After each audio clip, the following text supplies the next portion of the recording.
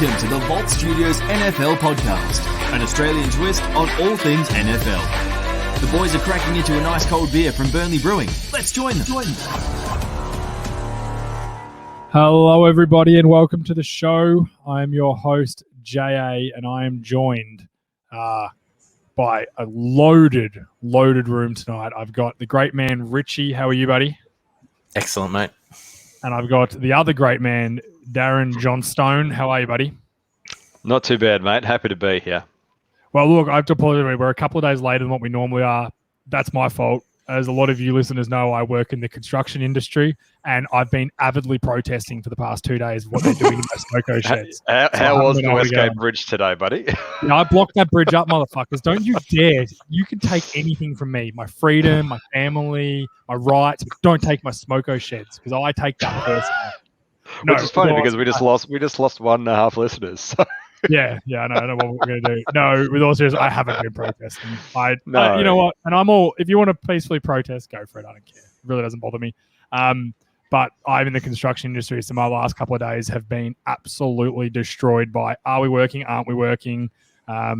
Specifically the insurance industry, where half of it's safety reasons, half of it's not. It's been, to be quite honest, a fucking nightmare. So I'm really glad that we're recording this. It gives me, an hour or so to get away from that era of my life and talk some football, which I love. Lovely. How's your week been, boys? Lockdown. Well, actually, no, we're lockdown down in Burnley. It's been a rather long couple of days, but that's life. Well, I'm glad you mentioned Burnley, Richie, because if there's something that's getting me through lockdown, it is my rising alcoholism and Burnley Brewing supporting that. No, I'm just kidding. I'm actually having... I want you guys to guess what this is in this glass. What beer would I drink from a glass? Well, it is brown, and Coffee it has to be a coffee brown. Yep, it's my last. Because you're not as big a fan of the dry stout, whereas I like the dry stout. It's a bit much for me. I think it's a wonderful beer. The coffee brown is different, but that's specialised. It's amazing. Whereas the dry stout's something I can have regularly. Yeah, just on a nice Wednesday evening. But all Burnley Brewing's beers are outstanding. And if you want to try them, they are open for takeaways at the moment. And we do have a roadmap out of lockdown now. So very soon, we will be able to get after it at Burnley Brewing. They're in 648 Bridge Road, Richmond. Make sure you get down there, and thank you to Burnley Brewing for their constant support of this show, especially through the last couple of years, which has been, I'm sure, very difficult for them. So much appreciated to Burnley Brewing. Also, Dark Horse Electrics. My man Dylan, he's back. He had to have 2 weeks off. He had to have isolate for 2 weeks because he hit a tier 1 site. He doesn't have COVID, and he's back at work this week, only to have the construction industry. Poor bastard. So, Dylan, you absolute weapon, mate. Enjoy another, hopefully a week off. Don't worry, next week I'm there with you, so we'll probably get to watch some football together. But if you need some electrical work done, get around Dark Horse Electrics and make sure you give them a follow on all their social medias. Finally, Richie, good thing is with the roadmap, football is back. Training predicted to start around the end of November. Now, if you want some gear, where would you go, Rich? I would head to ussportsgear.com.au, but it won't be here in time for that date. No chance. Well, I was going to say maybe like Impact Sports might be able to get it quicker, but fuck those guys. You know what I mean? Fuck those guys.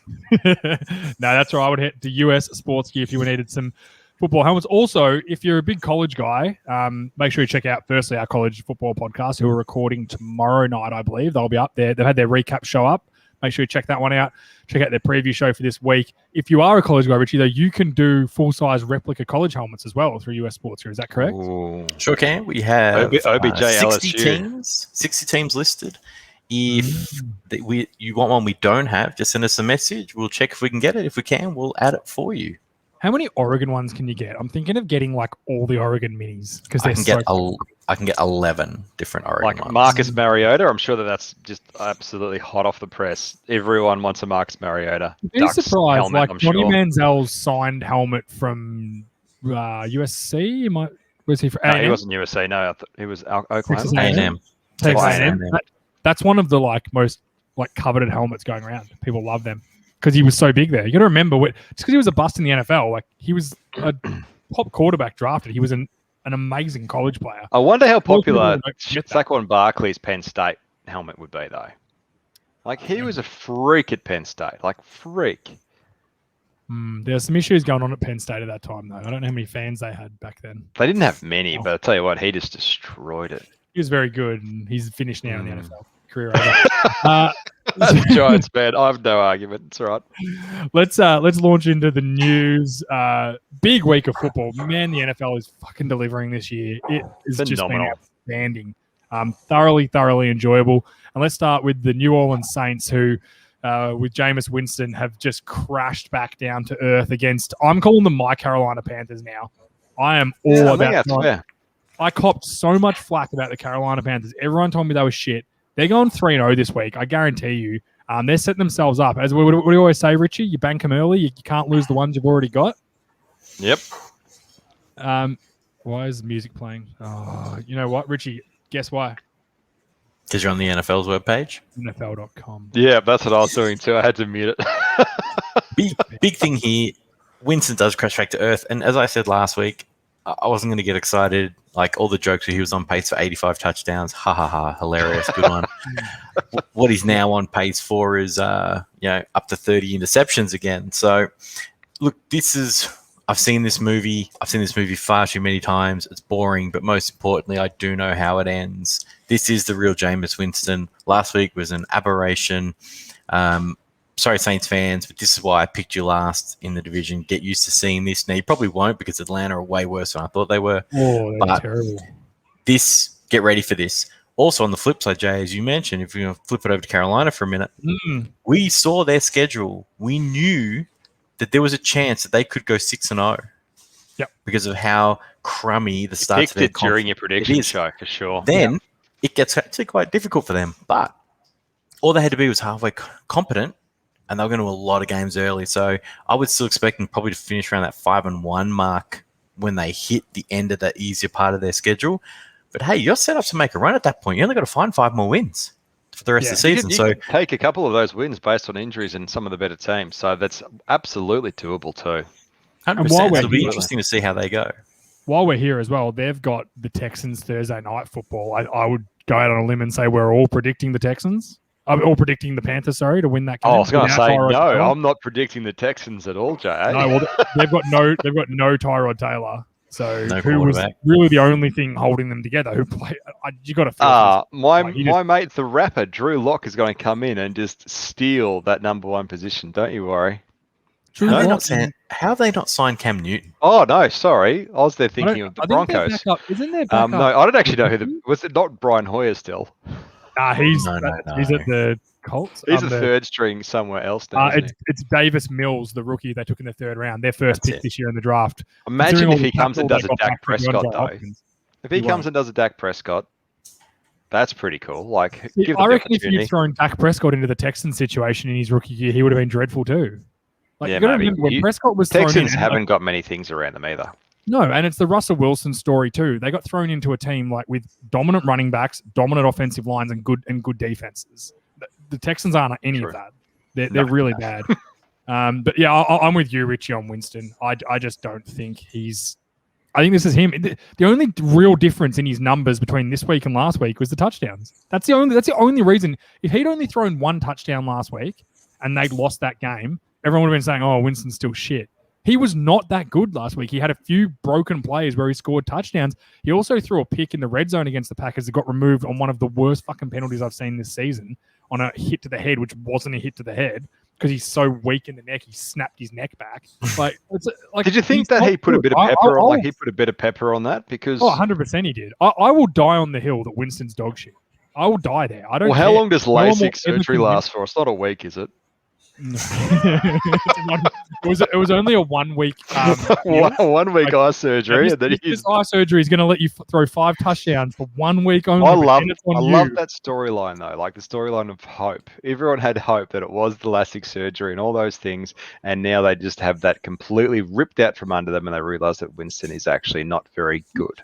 Which they had it backwards, and like I said, I'm backing myself in here because I like Darnold, and I think they had the story. I love Sam They were all Darnold. backing Winston when Darnold had the worst situation you could ever have as a rookie quarterback. He had Adam Gase fucking on the inside trying to destroy his career. We all know that Adam Gase is a terrible coach, hence why he's not coaching still.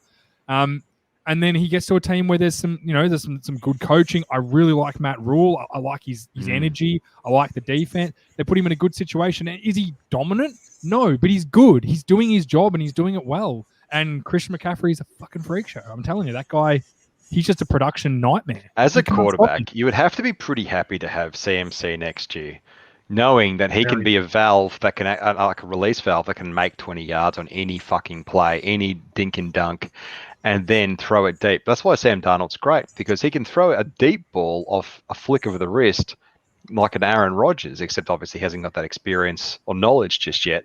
But I think he's got such a humongous ceiling, and the Panthers are going to give it to him. They've got a good defense. They've got a good offense. And I agree with you, JR. I think they are your Panthers, but I think they're going to go pretty far this year.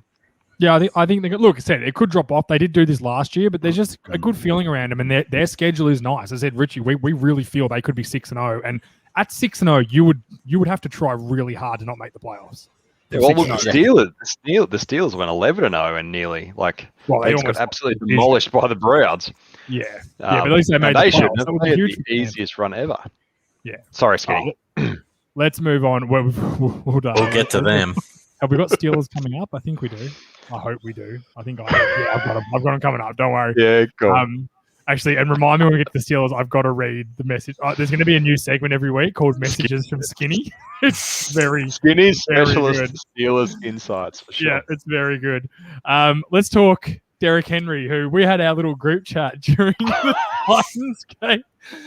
This is the Titans. Who did the Titans beat? Seahawks, mate. It was and at halftime we were Seattle. saying, yeah, he's cooked. You just can't get this many carries in a season, 2 seasons in a row. There's no way. And we think he was. I've actually filed a report to the NFL why they're spreading our messages to Derrick Henry. Well, that's it. Derrick Henry read our group chat and went, fuck you, Australian dickheads. He just said, fuck you, Seahawks. I'm just going to carry this team on my back. And he carried his team and the Seahawks on his back for most of the second half. They had a huge come-from-behind win.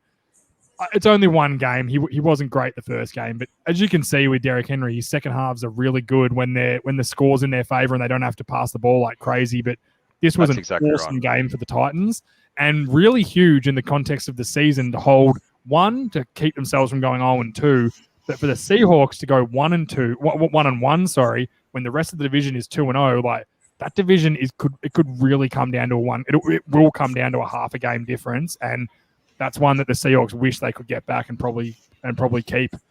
This was an awesome game. Derrick Henry was so good. And Julio Jones got his first touchdown as a Titan. Like, that was nice to see.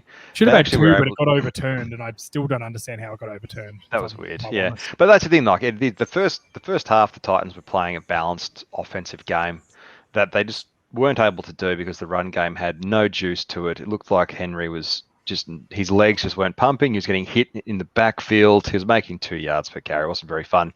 Second half, it's whether they just got coached up or something, and all of a sudden they were playing their usual Titans offense, and they were able to actually start grinding out that Seahawks front seven, and they did that, and it just showed that their game plan worked, and they need to keep to it. So we'll see how they go next week. But it was a very exciting game to watch. Who doesn't love an overtime, really?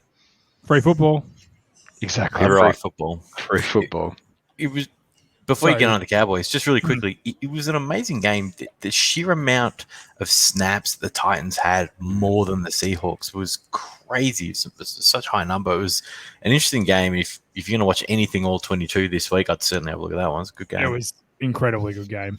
Let's talk Cowboys. The reason I put this in, I had a few people message me going, JR. Are you worried about Zeke? And I'm like, you have to understand, Cowboys have been screaming for years to not only have Zeke, right? It's been the big thing. If they stop Zeke, they don't win. They stop Zeke. Now that they've found some other weapons, like Pollard is a really good, change of pace for him. Like Zeke still had a touchdown. He still had 70-odd yards. Like he still ran the ball well, got some first downs. He wasn't bad at all. He pass protected really well, which is where Pollard struggles. And I guess it got to thinking, like, are the Cowboys offense, are they finally... Has McCarthy taken his fingers off it so much now that Kellen Moore is actually allowed to be dynamic? Because everyone gets the ball in this offense now. The tight ends, the backup tight end, the running back, the backup running back, all the receivers. They don't really have, like, Amari Cooper had a really like slow production day on the weekend. Had a big catch on the last drive to help set up the field goal. But other than that, he was pretty much unheard of. Yet they were still able to produce a lot of points. Or sorry, they should produce more points, but at least be productive on offense and drive the field. And I guess we're seeing a productive Cowboys offense. Dak Prescott was a game manager this game. Dak Prescott is normally the actual lightning that runs that offense. He's some person who can run for 20 yards off a broken play, run in a couple of touchdowns. Instead of doing that, he played high percentage, absolute game management style of game, and it ended up working for them in the end. So I think that they're literally having to look at a different system to just running Zeke down the middle, down the guts to grind out 4.5 yards a carry, and then relying on Dak to have break and play. So I think that's actually a much more balanced offense. And if I was you as a Dallas supporter, I would be pretty happy with the offense and how they're going, really. As a fantasy supporter, Dak didn't score very well, but I tell you what, his percentages were really, really good, and you can see he made some really good decisions. So good on you, Kellen Moore. I think they're doing something good. Well, Kellen Moore has both hands on the wheel. McCarthy has no fingerprints on this whatsoever. It might still be McCarthy's West Coast verbiage, I guess, for short of a better word, but it's definitely Kellen Moore's play calling. It just looks so different from last year. I think they heard all the criticism and on reflection really changed up the offense, and I'm glad to see Kellen Moore's got a lot more handle on it because, as you said, they are a dynamic group of skill players with I'm not going to say elite O-line anymore, but it's a very good O-line. Well, they didn't have Lyle Collins on the weekend. They had Zach Martin came back and played outstanding, and then they still imagine when they get Lyle Collins back as well, because I can tell you, Tyron Smith and Lyle Collins are very, very good tackles. Well, Tyron Smith got to be pushed outside this weekend, didn't he? Got to be shifted to the outside. No, Smith plays left tackle. The big thing he here get pushed out to tight end today? No. This week? No? Oh, Sorry, I saw maybe something on weird. one play. But I was excited Big Man's going to We've score. buried the lead here. We've buried the lead. The road win is still far more important against a very good Chargers team. That Chargers team is really good. Again, I'm going to mention it every week, I reckon. That stadium is awesome. Which isn't the Chargers. I think there are a lot of Cowboys fans in the building. Yeah. But I think both teams certainly had their chances. When you look at the two teams' stat lines, it's all very similar. It was an extremely close game. And it almost looked like it was going to be the ones, again, where the Cowboys were going to leave too much time on the clock, but thankfully they ran that a little better. They fucked it up, though. They could have got a little bit closer. Like, settling for a 56-yard field goal wasn't ideal, and McCarthy again stuffed up. Like, he could have had so much more time. Like, they could have kept driving the field there. Like, it was... I loved... You know what? He kicked it. So our group chat, literally, we had in the same space of 4 statements, we had JA saying, McCarthy is the worst fucking coach in the world, get rid of him too. McCarthy is the best coach in the world, sign him onto a longer deal. And I think it was about 8 comments. It was literally those 2 statements. I think everyone who listens to this show knows my feelings on Mike. I thought that was a phenomenal roller coaster, JA. Yeah. A 50-yard field goal is not high percentage. It's a 60-40 proposition. That could have easily missed. Now, they know their guy, and they know how good he is. But kicks can go wrong. I mean, we're going to get to the game I'm reviewing later where one certainly went wrong. So, it's risky stuff. And as Jay said, it certainly could have been done better. But at the end of the day, come the end of the year, all we're going to remember is this was a win on the road. Absolutely. It's a damn good division. The refs in this game need to go home and grab a mirror and just all have a long, hard look at themselves for both teams. Do you guys reckon that there's been a couple of different games this weekend that were very poorly officiated? The first week was great. Second week was pretty bad. There's been a fair few games where we literally went, these officials are literally making calls that are ridiculous. It's bad when the commentators, like Tony Romo, he did it nicely. He's a good commentator. But he eviscerated that officiating crew. He basically said they were wrong on almost. He made joke of them the whole time. Just quietly, hit it nicely. Mike Parsons' pass rushing didn't hate it. He was ranked. He was the second most efficient pass rusher. He looked really good, but he didn't look like a linebacker though, did he? No, he's very small. He just. I think he's just a modern linebacker though. I think that's what they look like now. They're just super good athletes. Like they're like safeties used to be. Watching him come down off the line though, the O lineman wouldn't be scared to see him coming at him. No, but he's so fast. Like, that tackle had barely a chance every time. Let's quickly talk Bills. They kicked the living shit out of the Miami Dolphins, which kind of tells me everything I thought about the Miami Dolphins and makes me feel better about the Bills. I think Josh Allen, orchestrated a great game. He was super, super productive, but he wasn't trying to force everything like he was week one. I think he took what they were giving him, and this is a fairly good Miami Dolphins defense to do that to them. It was pretty big, and it was a really, really good win for them and a good bounce back in a division game. Burying the lead here, obviously Tua getting the rib injury. Wow. I think X-rays cleared him, but he looked really hurt. So I think he's going to be out for a few weeks with that, because for anyone who's broken a rib, they know how insanely painful it is and how you almost can't do anything, including breathing. You don't want to take a deep breath.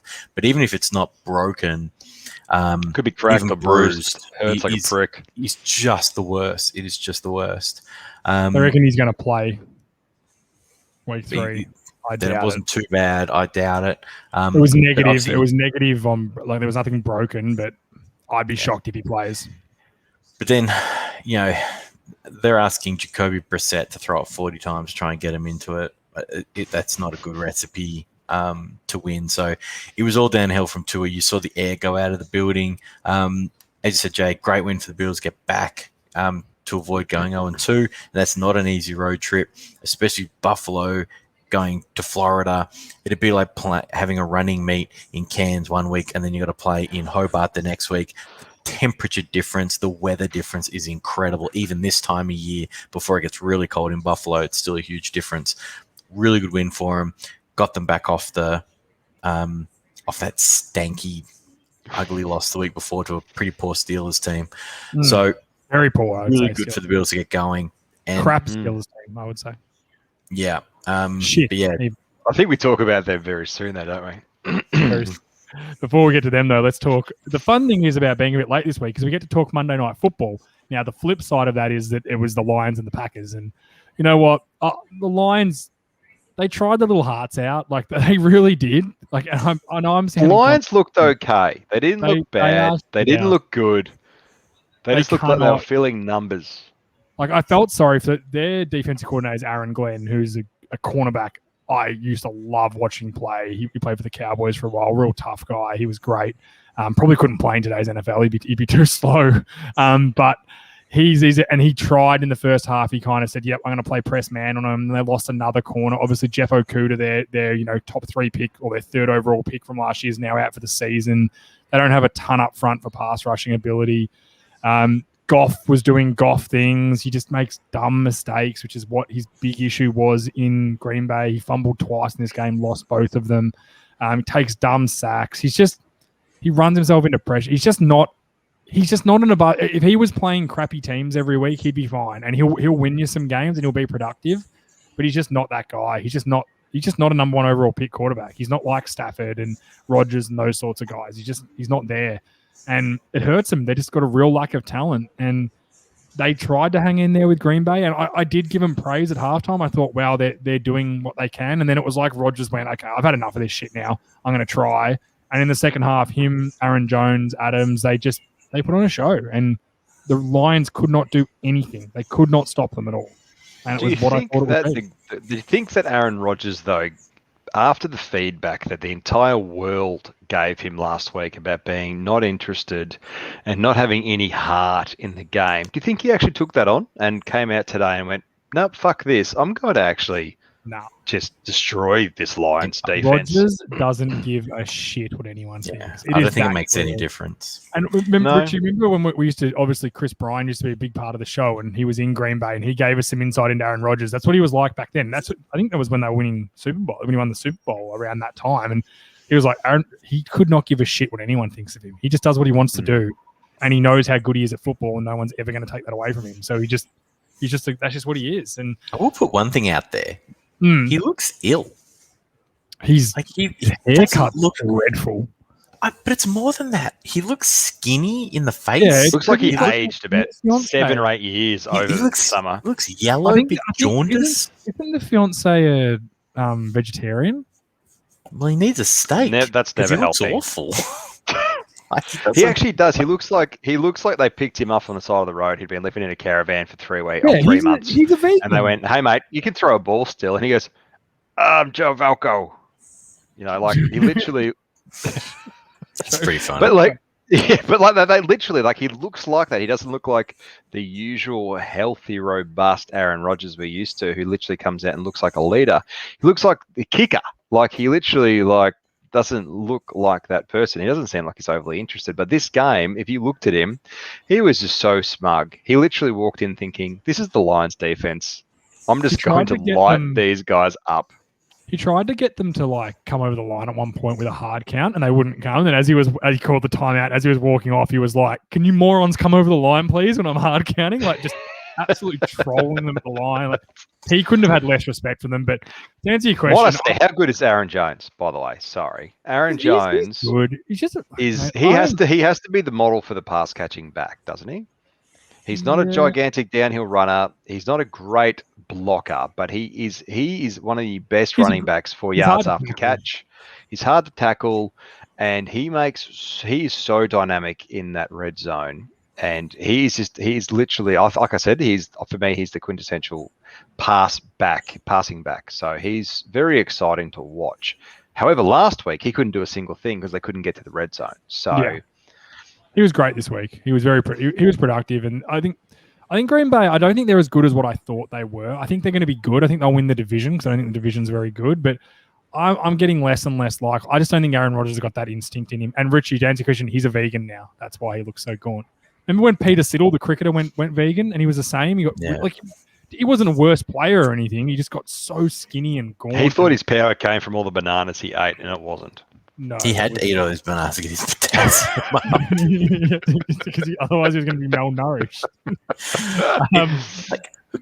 Ultimate respect to anyone who wants to go that way with their diet. Cool, I'm sure it's all good for you.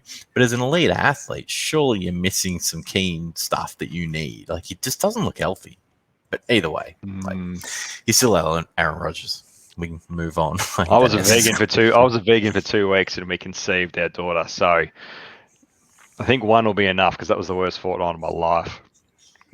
I couldn't go with that, mate. I just put it out there and respect. It was actually really hard. Respect to anyone that is actually a practicing vegan. It's really difficult to eat anything. I was eating hummus on like Cruskets for like days.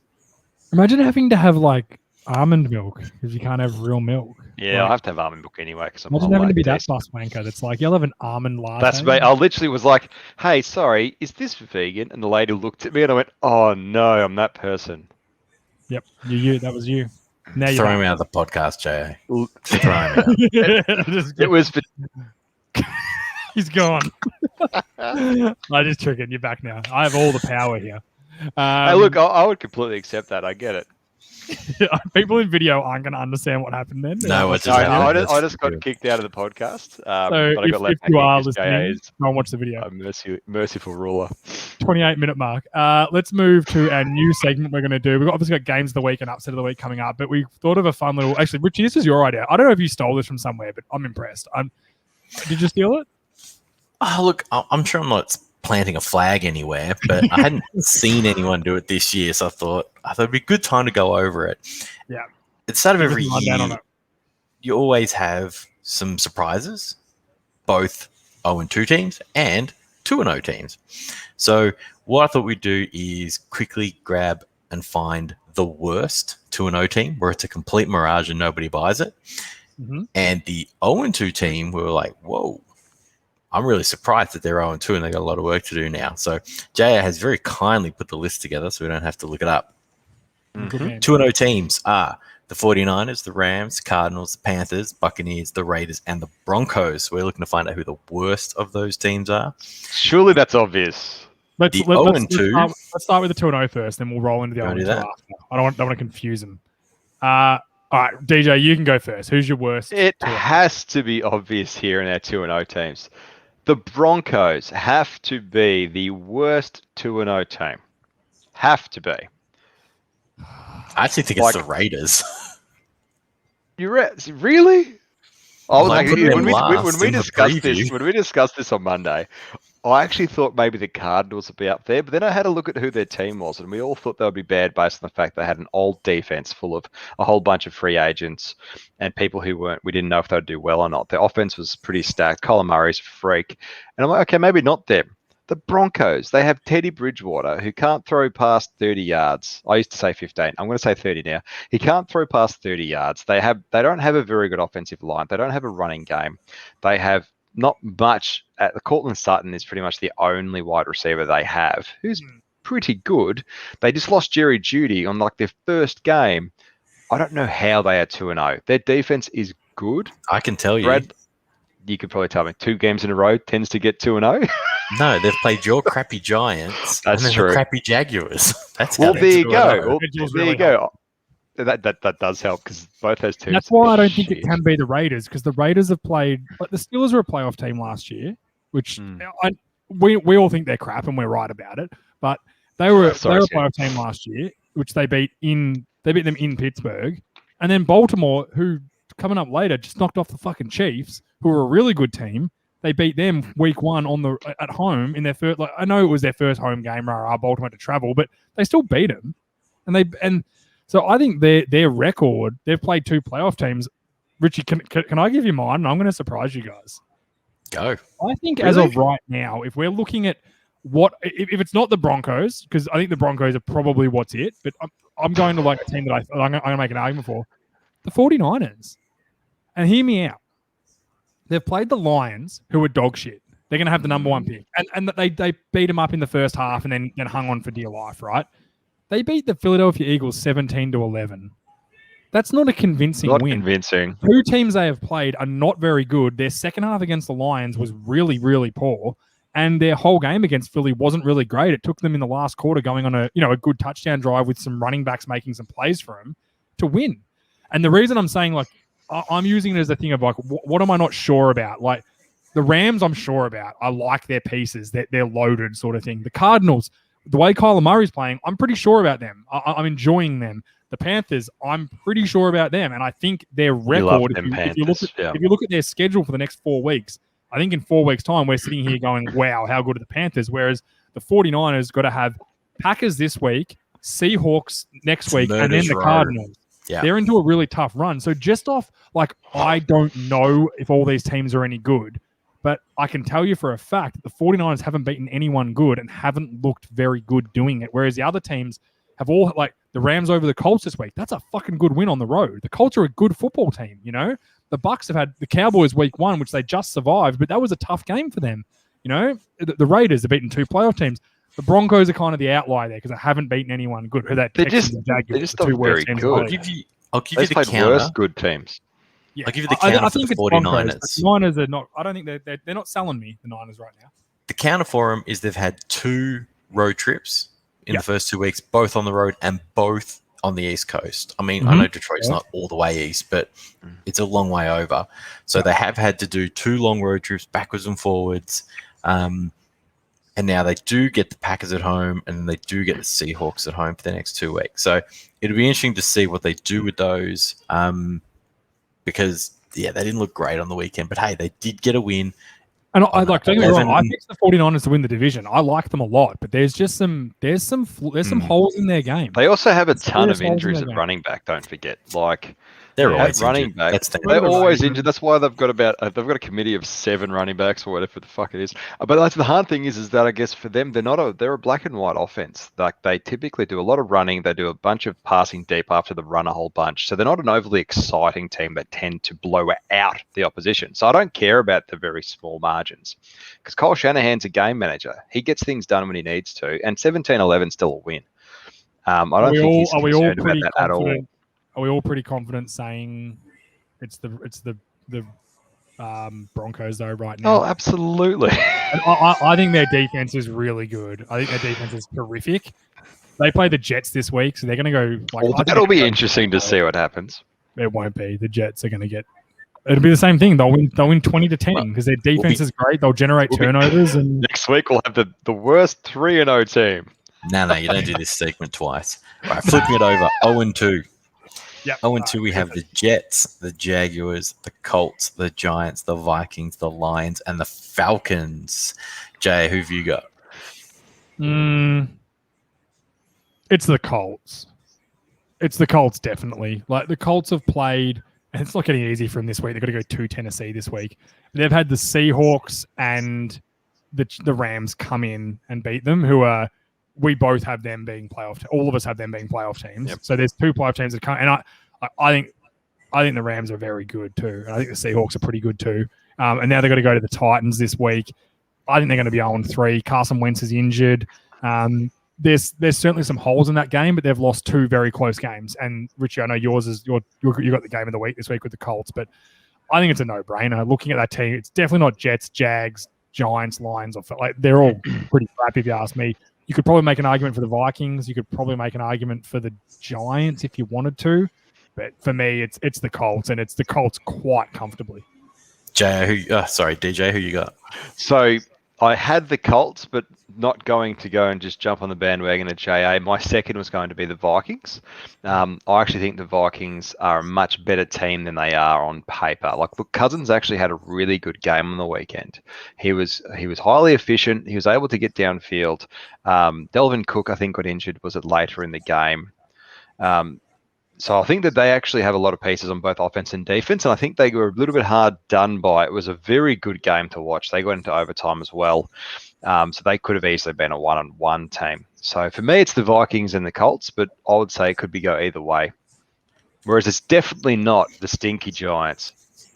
The problem for the Vikings, and I'm inclined to agree with you, DJ, week 1, they should never have lost to Cincinnati. That's a really bad loss. But then... It should be 2-0. Exactly. They were kicking for the win, and it was not a long field goal. So they should not be on this list, but they are. Absolutely. And once you get onto these... ramifications of that kick is that they're Cardinals and them are both 1-on-1, and we feel completely different about both the teams. 100%. And this is the issue for them, because for the Vikings, it doesn't get any easier. They play the Seahawks and then the Browns in the next 2 weeks. If they're 0-4, they're done.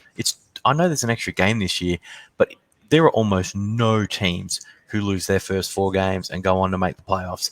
They're in deep doo-doo if they can't pull one of these 2 out after the last 2, which they really should have won both. So I would have locked both of these in as wins too, by the way. I would have locked both round 1 and 2 as 2 of the locks for wins for their end of season schedule. My wife's really laughing at my doo-doo joke. She's beside herself down there. You wait till we say doodle. No, she loves a good joke.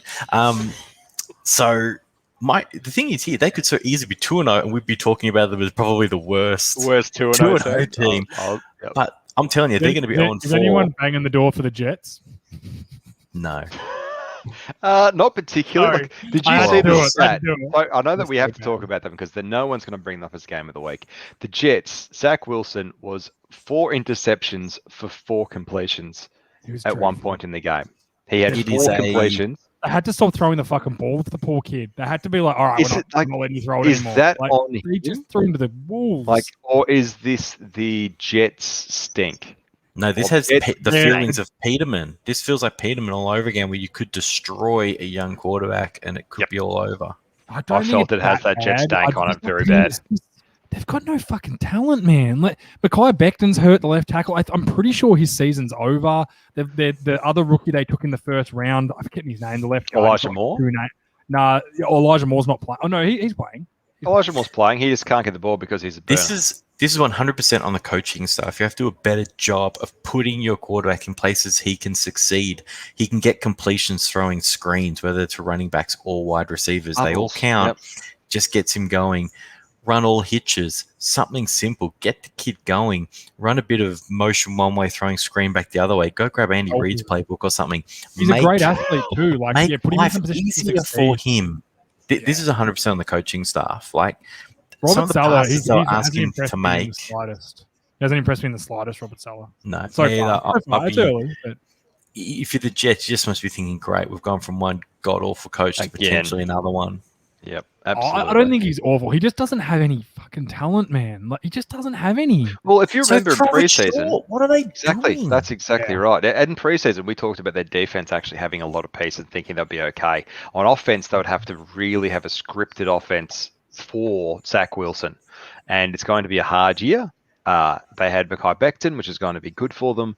They don't have that anymore, so they have to really script that offense for him specifically as a junior running back. and then next year start to put pieces around him again, because But otherwise he's going to just be burnt out and fucking destroyed. It is not hard to get completions in the NFL. No, I mean, Daniel Jones does really it. not. Hey, look at Jared Goff. He's been productive. Now he sucks, but he's been productive. You know? Exactly. Like they've got to do a better job of getting his confidence up early in the game, creating easy passes. As I said, play actions and throwbacks to tight ends, and play action rollouts where he's got 3 options at the 3 different vertical levels, and just toss it to the guy underneath because they want you to throw that one. You get 5 yards. This isn't hard. Like, this really isn't that hard. And to put him in a position where he's already thrown 3, and then the plays you're calling to create the 4th one, I'm like, what are you doing? Like, him and Lawrence have thrown the same amount of picks the first 2 weeks, and there's only one quarterback who's thrown more interceptions than them in the first 2 weeks of their career, and it's Peterman. No, it's Peyton Manning. Yeah, okay. Peterman, was it really Peyton Manning? Yeah, Peyton Manning threw 9 in his first 2 games.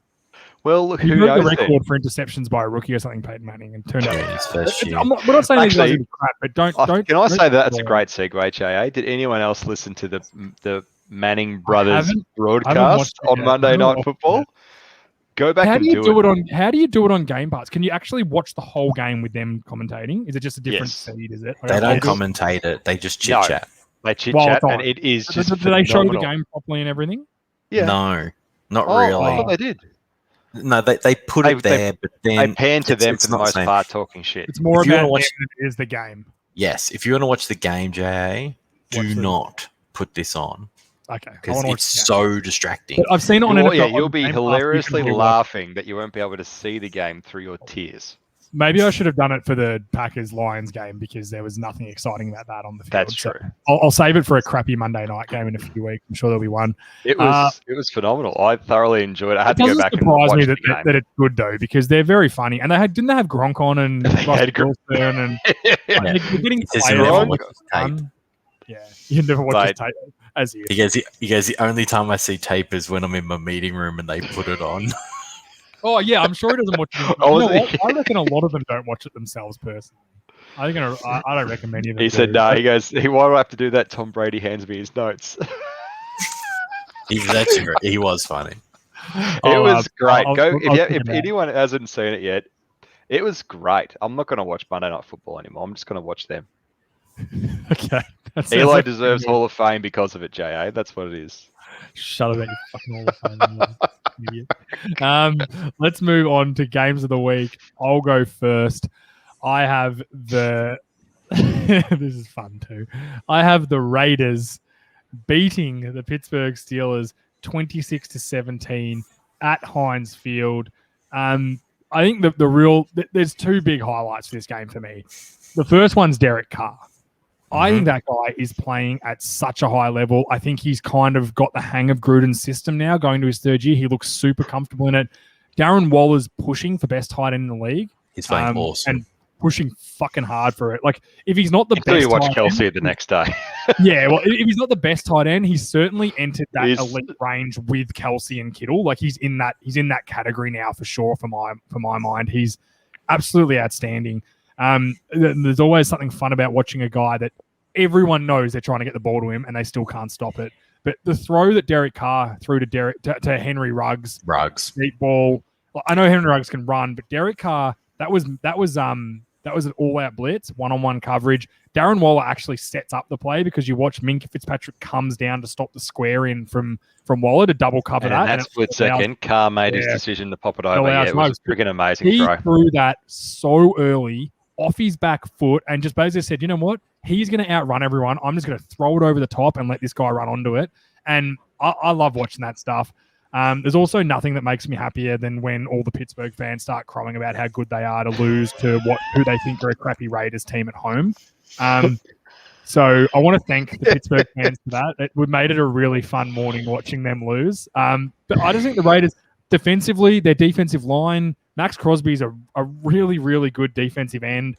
Cleveland Ferrell can barely get on the field, which is just unbelievable to me. What a waste of a draft. Isn't that shocking how high he was? And that's how his career's turned out. Overall, there was so many guys there to take. It was terrible. But Yeah, it was just a really good win by the Raiders, and it made me think. I didn't think the Raiders were that good, but they impressed me in this game.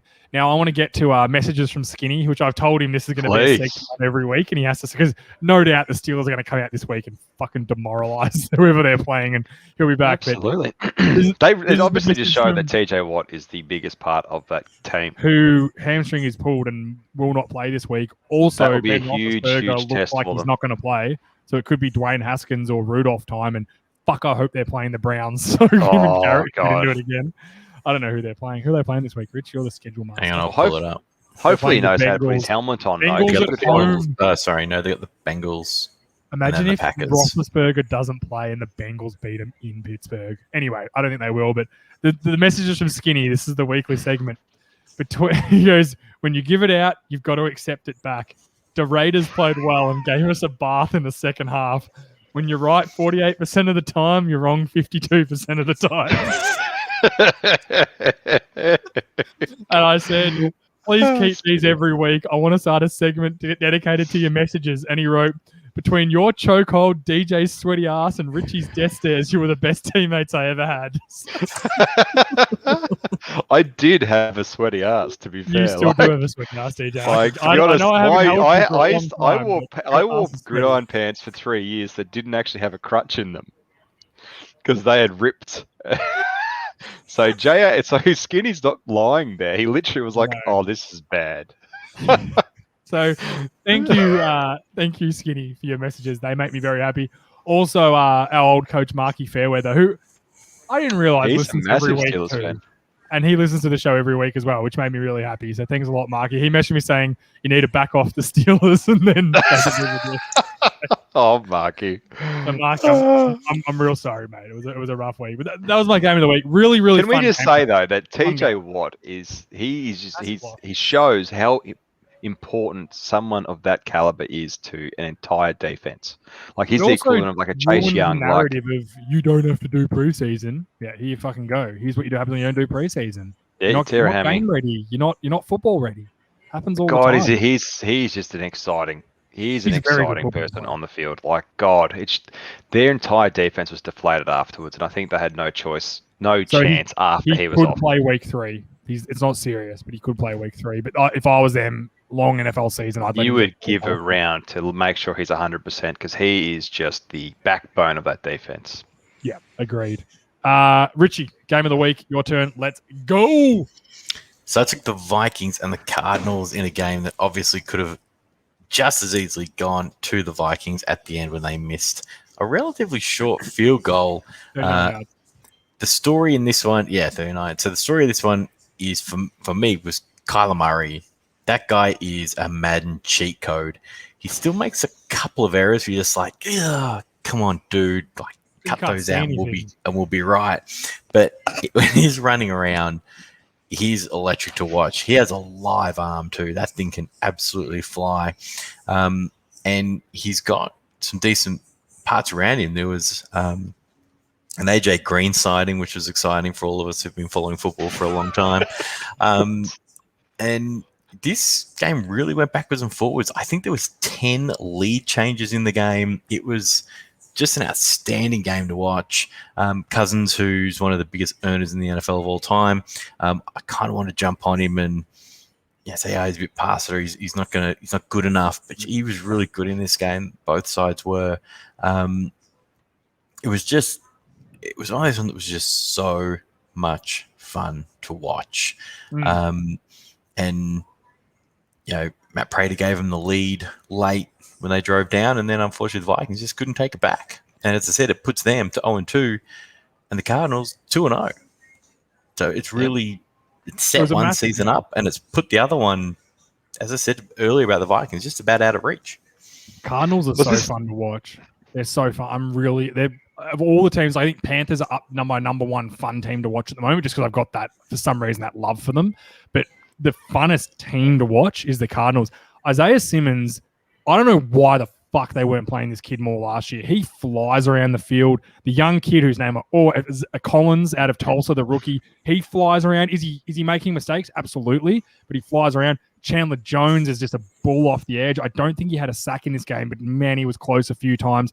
JJ Watt looks rejuvenated and looks like he's enjoying football and enjoying the Cardinals. I like their O-line. I like the way they go about it. And then to put the cherry on top, Kyler Murray's, between him and Lamar Jackson, they are both incredibly fun and different to watch. We haven't seen someone as dynamic as those two since Michael Vick. I genuinely believe that. We haven't had a guy that... We've had some that are close. Like Cam Newton was, he was that goal line. He would get a touchdown all the time, but he wasn't in the wasn't as fast. No, RG3 was going to be that talent too. Yeah, RG3 was going to be that talent supposedly. RG3 was more like he never got the chance. Yeah, RG3 was more like Cam Newton though. He wasn't quick though. He was fast, but he wasn't that athletic. Lamar and Kyler are like honestly genuine, just like scat backs when they run. Like they are, but they're accurate. And Dan's must like Richie said, Kyler Murray can throw it 70 yards without he's got a better arm stopping his sprint. Lamar. He did one of the best bootlegs to a 45-yard down pass that I've ever seen.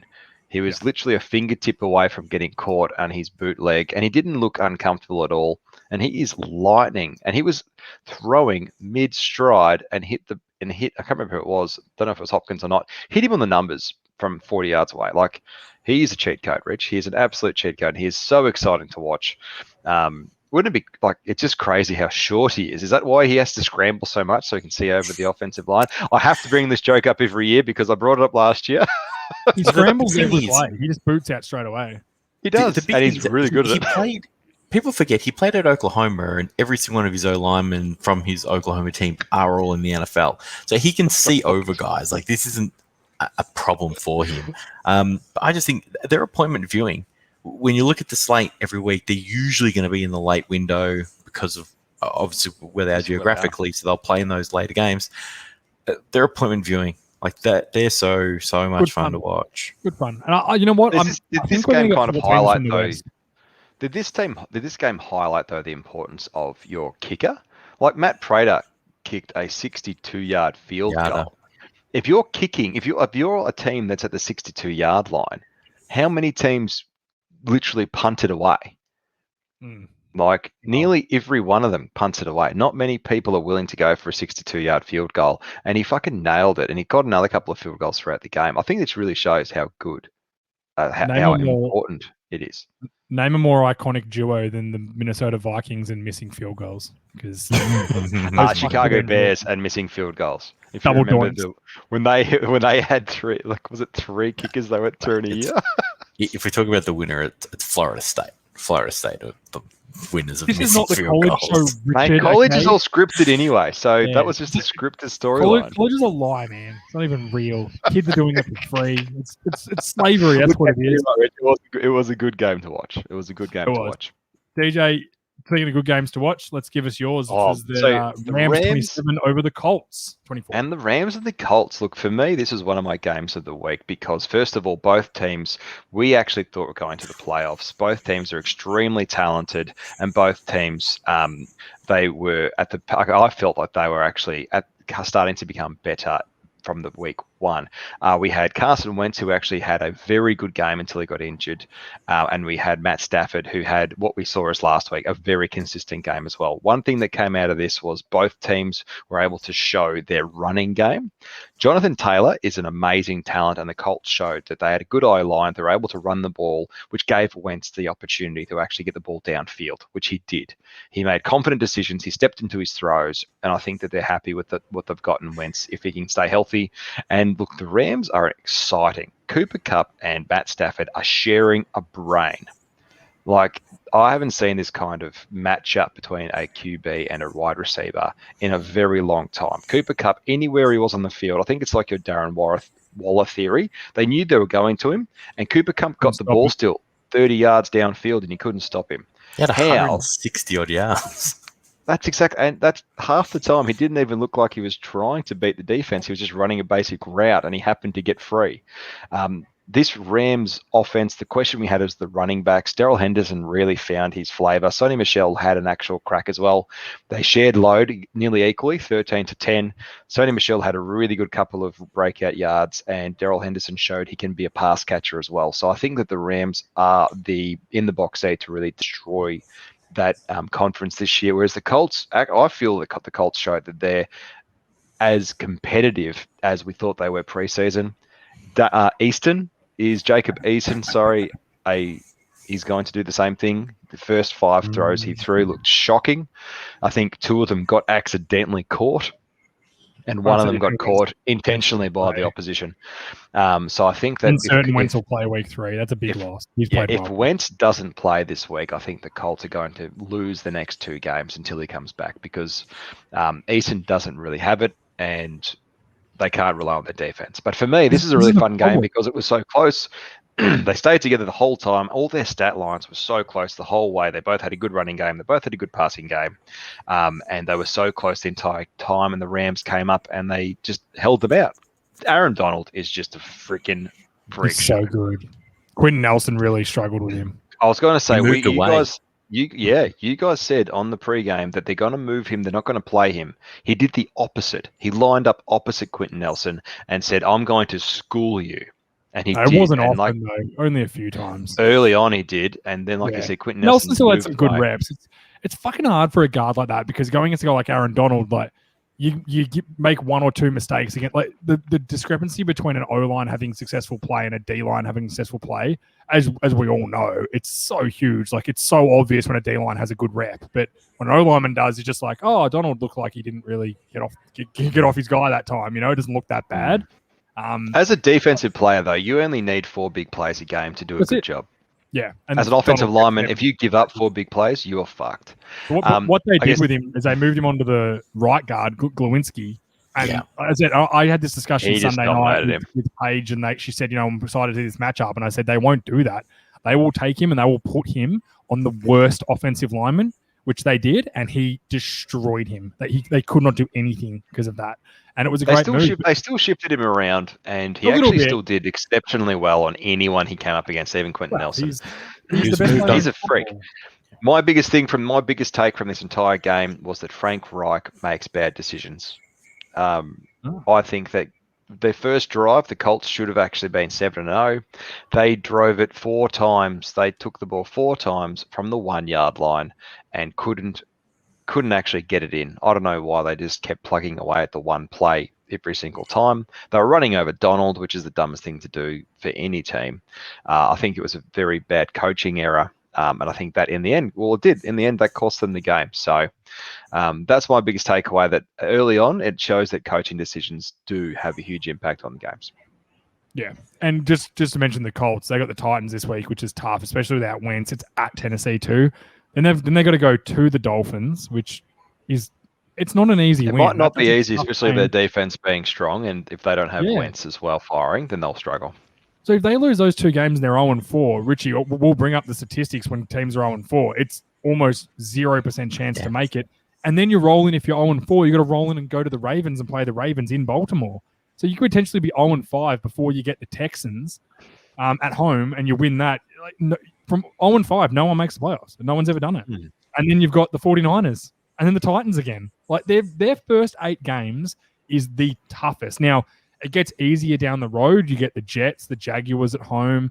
But then again, you've got the Bills on the road. You've got the Bucks at home. You've got the Patriots at home. You've got to go to the Cardinals. You've got to play the Raiders, who now look okay. And then you've got the Jaguars and the Chiefs. Like, I genuinely think they needed to get these first few games. They're in real trouble. They are in real trouble. I had them out and feel great about it. I think they might miss out. I really do believe that. But they are a good team, and that's unfortunate, isn't it? Really, like, they are a very talented team. But unfortunately, like you said, an 0-4 team aren't going to get it done. I don't think they're going to steal any of the next 2 wins. No. Let's get to the upset of the week. This week, it was very easy. It was the Baltimore Ravens getting the 1-point victory over the Kansas City Chiefs. On Sunday night show, again, did the Sunday night preview show with Paige Cardonia, who runs NFL Australia's social media and also does some work for Fox Sports. And she was great. She was unbelievably good. I thoroughly enjoyed, and I was talking to her after. It definitely won't be the last time we see Paige on one of those Sunday night shows, and I think she'll become, hopefully, a more permanent fixture there, or certainly a rotational person, because she was awesome. And I said to her on the show, I've got a feeling about the Ravens, and I couldn't explain why. And no statistics, no analytics was telling me they're going to win this game. She got stuck into it too, which is great. She did. She said, I think there's no way. And the only thing I could think of is they'll be able to run the ball really well, Baltimore, and they could keep Mahomes off the field a lot. That's the only thing I could think. And they did kind of do that, but they gave up 35 points, so they didn't really stop them scoring. It was just one of those games where I felt backs to the wall, pressure on us. We need this game. We lost week 1, a game we probably shouldn't have lost. Like, if we'd won week 1, this game wouldn't be as big a deal, but we don't want to hit 0-2 at home against a good team. And then Lamar Jackson throws a pick 6 on the first drive and throws another pick. And then from there, he just went, all right, I saw a sign of maturity from him that I haven't seen yet against a top caliber team, a team that a lot of people are going to win the Super Bowl, including maybe the Chiefs. They are loaded. He went, I am taking this game. I'm putting this team on my back, and I'm going to win this game for us. And he did it down to the final play where they needed 1 yard, and it was a long one. I reckon I'd call it 1.5 if I was measuring it to seal the game after a Clyde Edwards-Helaire fumble, which was, again, the rookie. They just keep drafting rookie linebackers that are good. The Baltimore Ravens just every year, but they get a turnover, and Harbrow on 4th down, he runs out to Lamar and says, do you want it? Like, you see him asking, he's like, how good was that footage?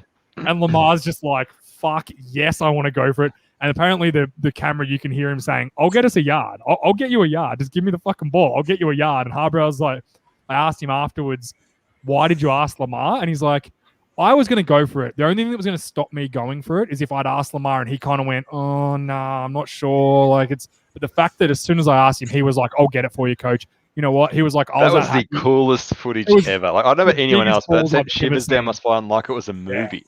Yeah. That's a quarterback, and that's what a lot of people say about Harbrow, awesome. And that's how you be a long-time coach in the NFL. If your players fucking love you, and that's clear that players love Harbrow. They play for him. And that's what he was saying. He was saying, I had no doubt I was going to go for it. I just wanted to see if Lamar did too. And when I saw his eyes, I'm like, we've won this game. And you know what? If they'd lost that, if they hadn't got it, because they were basically giving the ball back to Kansas City in field goal range. But they said, and this is stuff I've got on a ton of coaches for, including Mike McCarthy, guys, that don't just go, I'm going to back my guys, I'm going to get this yard, and I'm going to end this fucking game right now. He backed his guys and he got it, and now he's reaping the benefits of it. And if you hadn't got it, what's the big deal? You weren't going to win that game anyway. No one thought you were going to win anyway. And they both agreed to it. And still, the other team still have to go back and kick a goal. They still have to do that. I guarantee the Chiefs win that game if they don't get it. Comfortably. They probably score a touchdown, to be honest. Because the defense is going to be so deflated. I've got a question for you from this game. Who was the most exciting old back for the Ravens? Freeman. Devonta Freeman. They had Devonta Freeman. They had Williams. They had Murray. Murray's not old. Murray gets this rap. I say old because I guess they were free agent signings. Yeah. And as a running back, they might be classed as old because they've played. Latavius Murray's 31, actually. That's old in running That's back. pretty old for a running back. Yeah. I thought they all had their own spark. I thought they all had a pretty good spark. Devonta Freeman, for me, ran the best, but I actually think that they all did pretty well. So for me, they were all pretty even. Williams did a few good things as well. He caught a few balls out the backfield and ran pretty well. Latavius Murray got his touchdown. He actually ran pretty good down the line. For me, they've actually done a few good free agent signings. We all thought it would be their biggest deficit. I couldn't tell who was the spark because every time I looked, the sparks of Lamar Jackson were just blinding every other fucking spark on the field because is he an elite passer of the ball? No, he's not, and I don't think he will be.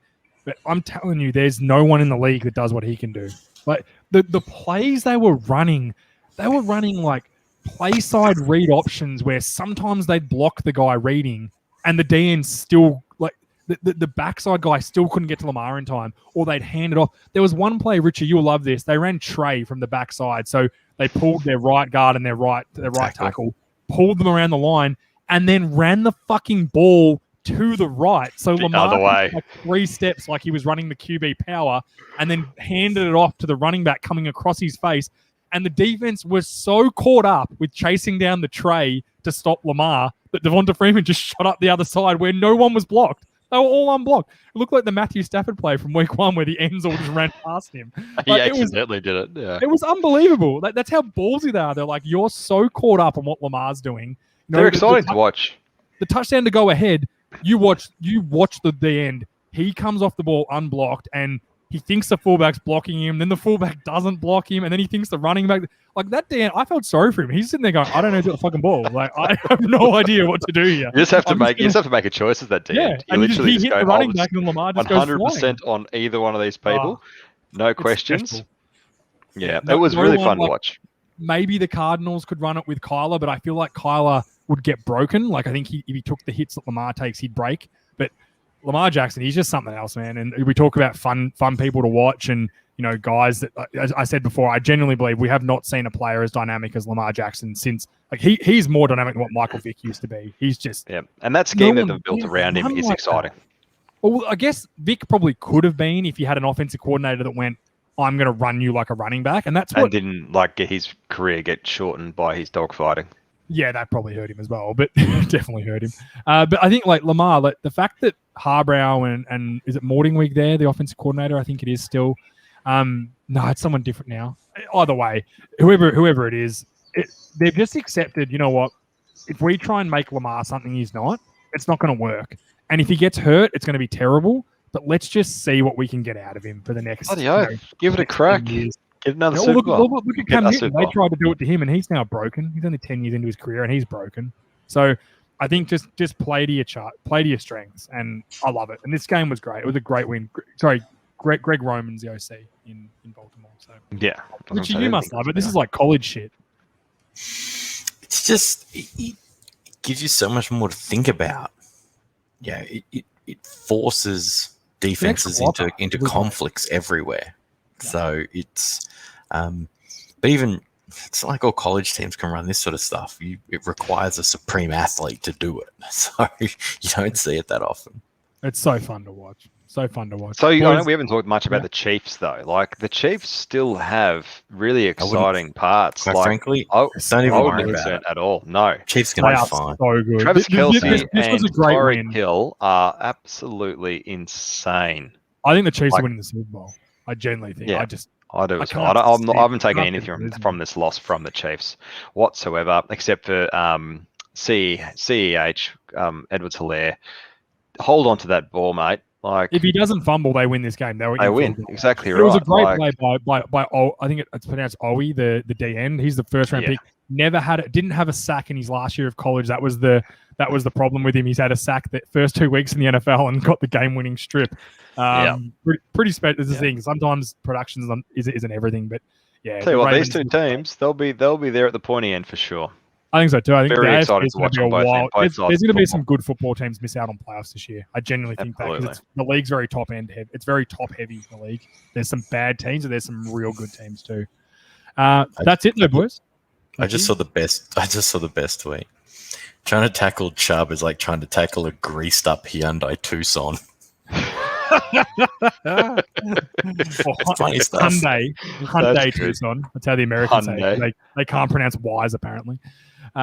Look, boys, that's it for the show. A bit shorter this week. That's what we want. Right around the hour mark. That's the money. Thank you to you, boys. Thank you. Apologies for that being later this week, guys. I know I've stuffed around a couple of times. It's been a crappy week with work, but good things is next week the big fella's not working. So you guys let me know when you want to record. Make it happen. But appreciate you guys. And really enjoyed the show. We'll be right. We'll make it work. Yeah, bloody oath. No, whatever it happens, mate, life gets in the way. It's absolutely fine.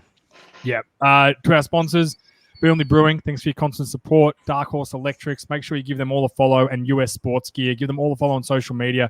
Make sure you look after them, guys. They do a lot for this show, and appreciate all the listeners. Guys, I still haven't received the Patreon. I still haven't got the item that I'm giving away. It should come in the mail tomorrow, so I'll put up a post of what you're going for this week. It is a signed jersey. I just don't want to... I've got something else if it doesn't come through, but I'm just waiting for it to arrive tomorrow. So that'll be announced tomorrow. Andrew Thomas. It is not Andrew Thomas. I hope it's Andrew Thomas. Apparently, they've all been burnt by New York Giants fans. But thank you, everyone, for tuning in, and you will see us all next week. Have a great weekend. Tune into the Sunday night live show, and see everybody next week. Thanks, guys. Cheers.